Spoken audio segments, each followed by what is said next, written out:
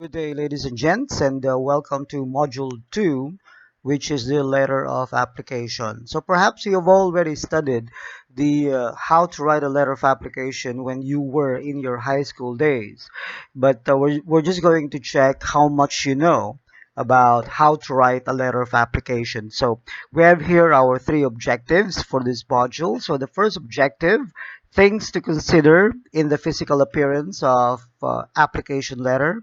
Second objective would be familiarize with the different formats of an application letter. And then third, we're going to analyze the different parts of an application letter. All right, so let's proceed with the next slide.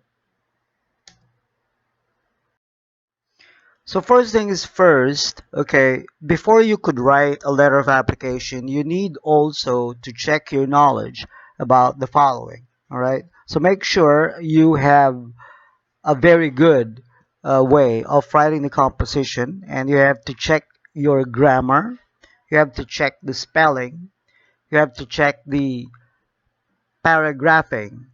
The paragraphing also is connected with the spacing that you use whenever you prepare for your business letter. Also, the use of punctuation, which we have already discussed on the last module. Now the typing here, since we're not using the old typewriter, we're already using the computer. It also pertains to the font that you're using, the proper font that you're using. The most frequent font that we tend to use whenever we write a business letter is Times Roman or the Calibri. Calibri as a font is usually used if ever that you have an amount of words, okay, a more amount of words that you're going to use in your composition. Stationery, this is the paper that you will be using most often in the business. We tend to use the official stationery with letterhead of the company, and that is the stationery that we are referring to. However, if you're going to write a letter of application, the stationery should be very neat, okay, and it should be very, very presentable as well. So you don't need the letterhead if you're going to write a letter of application, since you're just applying for a job and you don't have any company to represent to in the first place.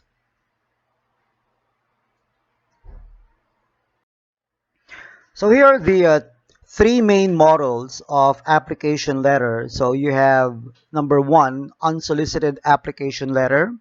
Number two, you have the solicited application letter. Number three, you have the contemporary application letter.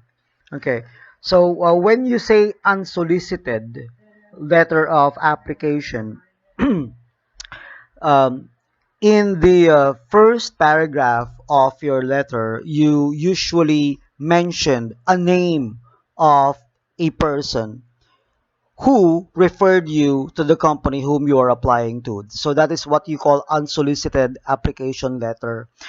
We sometimes call this as the name opening. So if you're going to take a look at your module and take a look at your page 174, you will see there an example of a name opening or unsolicited application letter. So the paragraph begins with my past professor, Dr. Nora Garcia, has informed me of an opening in your company for an accounting major who is interested in managerial accounting.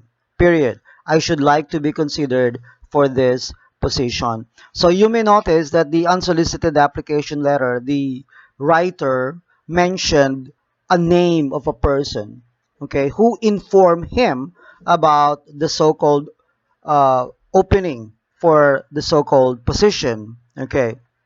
Now, if you're going to use the unsolicited application letter, you have to be very careful, because if you're going to mention a name, make sure that the person whom you mentioned has a very good reputation.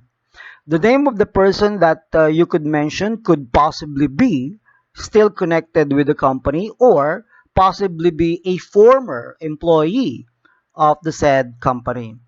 Now, Regarding the reputation, aside from the employee that or the former employee that you have mentioned in your letter should have a good reputation, the person should have a higher position for that. So it will appear that you have an advantage because you were being referred by an employee who has a higher position for the position that you are applying for. So as an applicant, we could see it as an advantageous part. Okay, so for example, the vice president of the company by the name of Mr. Juan de la Cruz mentioned to you that there is an opening, then you could mention that with the blessing of that person. All right, so you don't just simply mention a person in the letter without the permission of that person. All right, so let's just say eventually the vice president is your neighbor. Okay, and then your neighbor told you, your vice president, who is your neighbor, told you that there is an opening, and then you would like to include that in your letter. You could do that, but provided that the person knows that you will be including his name in his letter. Because if not, then that is a big no. The person could easily deny that he referred you to that position, isn't it? Right? So it would be better for you to ask that person's permission if you could include his name in the business letter or the letter of application so that it would be very clear. All right, you have the permission. Then, if ever that the company would like to um, ask him if this is true, all right.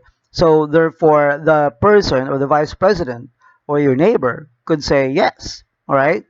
Okay, so there should be a permission. So first, the person that you're going to mention in the unsolicited application letter should have a very good reputation. That's the first one. Second, the person should have a higher position in the company.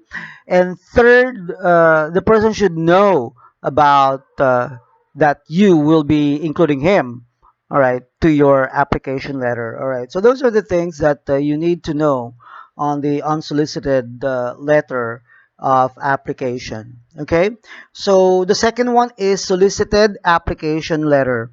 So the solicited application letter is one best example of source opening. So this is in your page 175 of your module. So here, the writer did not mention any name, okay, who referred to you to that position, but it mentioned the name. Where did you get the offer of the position? Okay, so here in your example of your page 175, it states here your advertisement in March 20 issue of Star Bulletin caught my attention because I believe that with my education, work experience, blah blah blah blah blah. All right, so here you mentioned already where did you get the idea of the opening of the position, so you got it from the issue of one of the newspapers, and that is the Star Bulletin. So that is the solicited application. In present times, seldom people tend to read newspaper anymore, right? So perhaps we could change this as an issue in the internet. All right. So most often, if you read news on the internet, which again I hope you do, all right, you could also mention this, and that is one example of solicited application letter. All right. So you could say here your advertisement published in your website last March 20 caught my attention. So you could also do that. All right, since again, less people tend to read or use newspaper in looking for a job anymore, and most often we tend to use the internet, all right? Or it could be a website from a known job, what you call this one, job posting website. You could also do that. Uh, right? So one best example would be Indeed. Okay, so you could say the advertisement in Indeed last March 20 about the position of caught my attention. You could also do that. So that's the solicited application letter.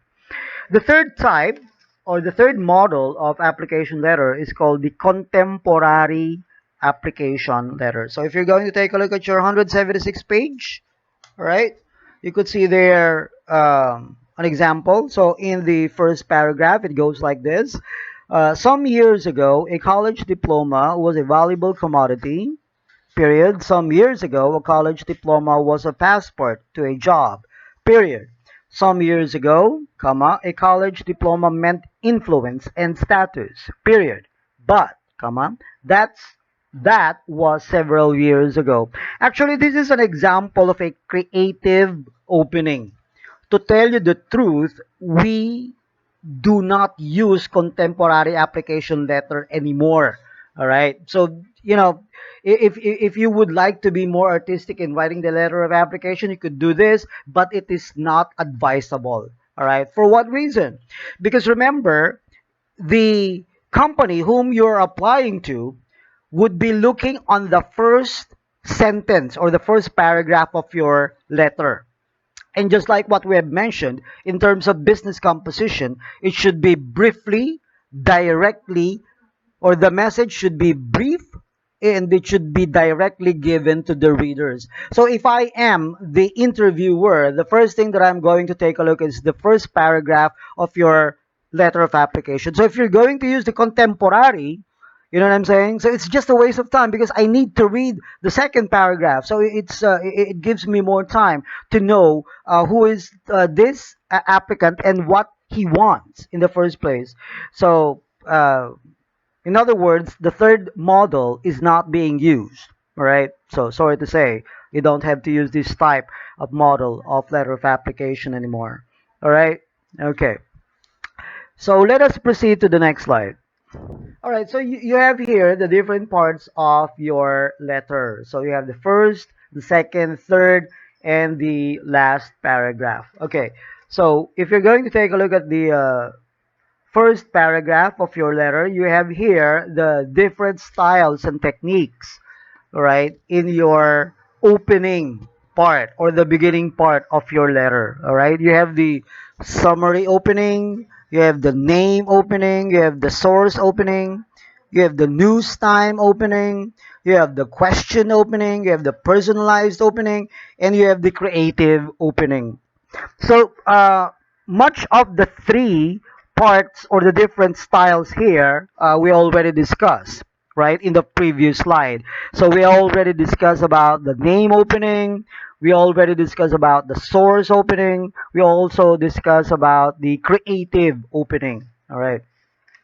So the summary opening basically tends to summarize the qualification of the applicant for the position that you are applying for.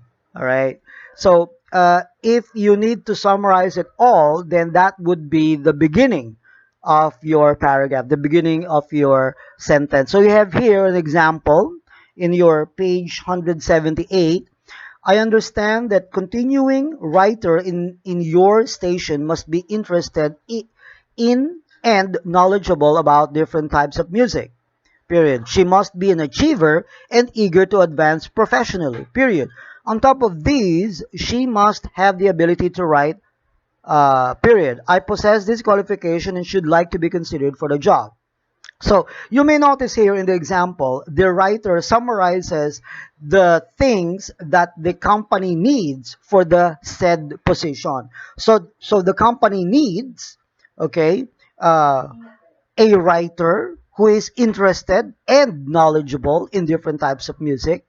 The company needs an achiever and who is also eager to advance professionally. All right. So those are the things that is being needed and stated by the company, perhaps in his job advertisement. Okay. So what the writer did in the summary opening is just simply summarized it, all the things that the company needs, and then once he have done that, okay, then he will now state his intention, and his intention is that he would like to be considered for the job. The news time opening, which is another style in the first paragraph of your letter is similar to source opening. So news time opening, coming from the newspaper or perhaps coming from a so-called job website. Okay, that is a news time opening. Okay. Nonetheless, if you're watching a TV and you came across the newscaster mentioning that there's a job opening, and then you're going to mention it in the first paragraph of your letter, then that is also another example of news time opening. So you may begin with upon watching 24 hours or 24 horas in the television in GMA, the newscaster mentioned that you have an opening for the so-called position and I would like to be considered for the job. So that is a news time opening. All right. Let us proceed to the next style. You have the question opening. The question opening, okay, basically has the intention of getting the attention of the readers by posing some questions. All right. Uh, you could also do this. However, as much as possible in the letter of application, you always state your intention on the first paragraph. So in your page 179 of your module, you have an example there of question opening, and it is stated like this. Do you need a secretary who can speak Spanish, comma, French, comma, Japanese, comma, and English fluently, and who has experience working for a prestigious firm in New York? Question mark. If you do, I should like to be considered in this position. So that is a question opening. So it's quite obvious. So the first part of your paragraph is being opened by writing or by giving questions. But you know, if, in this example, you have only one question, which is a very good one, very good question. All right, do not bombard it with a lot of questions. All right, okay, that's not good. All right, perhaps around 1 to 2 questions would do perfectly fine. Then the creative opening, that's the last one, and we already talked about this, and this is not much oftenly used in a real letter of application because it is too wordy, you're beating around the bush, you don't give your intention directly, so it's really not advisable. Even though, perhaps, if you are aiming for a position of a literary writer, perhaps. All right, so you could also use this one. All right, so let's proceed one. So those are the things that you need to know about writing the first paragraph of your letter of application. And then let's proceed with the second paragraph. All right, so in the second paragraph, as stated there, it should create your employer's interest. All right. So if you can remember AIDA, you know, the one that I've made a lecture before, AIDA, A should get the attention of the readers or the viewers or the listeners. I, the second one, should get the interest of the readers or the viewers. So that is similarly to writing a letter of application that the second paragraph, you should get the interest of the reader. So by getting the interest of the reader, here, you're now going to state your educational attainment, work experiences, even trainings, or your skills. Okay? Now, if you are a newly graduate applicant and you have less work experience, or much worse, you don't even have any experience at all, then you have to start with educational attainment. All right. However, if you are already a well experienced applicant, then it is advisable to begin your second paragraph with your work experience. Okay. And you may include trainings. Now, in the second paragraph also, let's go back again to the idea that you don't have any work experience yet and it is your first time. So we said that you should emphasize more on your educational attainment, right?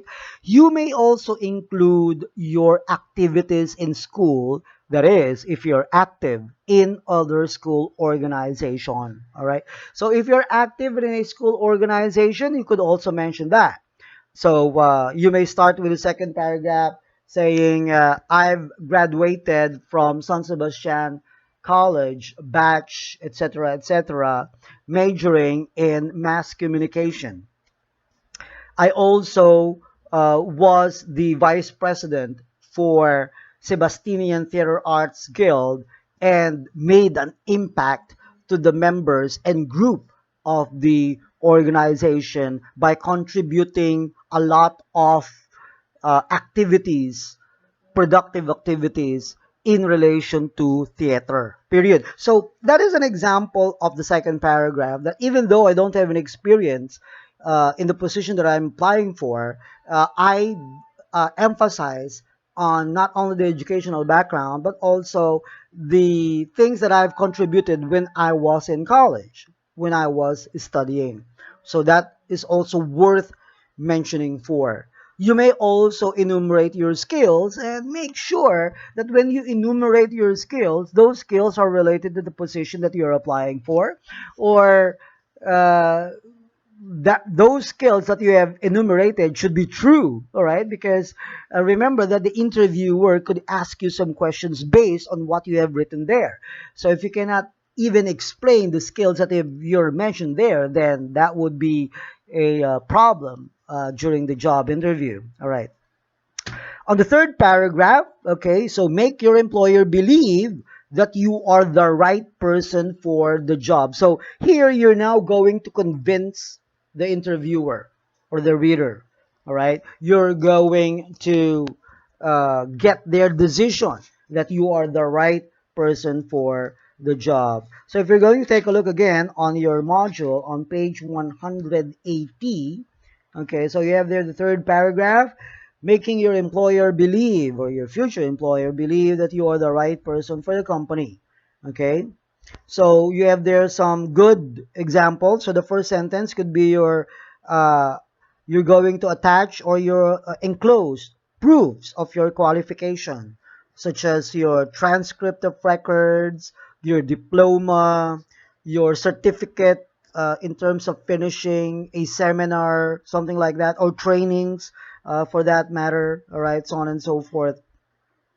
The second sentence is evidence of your personal qualities, such as work attitudes, special skills, which are desirable for the job performance. Actually, you could also mention a referred person. Again, if you're going to refer a person, make sure that that person has a good reputation. So you could also mention that if ever that you need to seek more information and my qualification, you may call my former manager by the name of Mr. Juan de la Cruz and verify, okay, the things that I have mentioned or the things that I have enclosed in this opening letter. All right.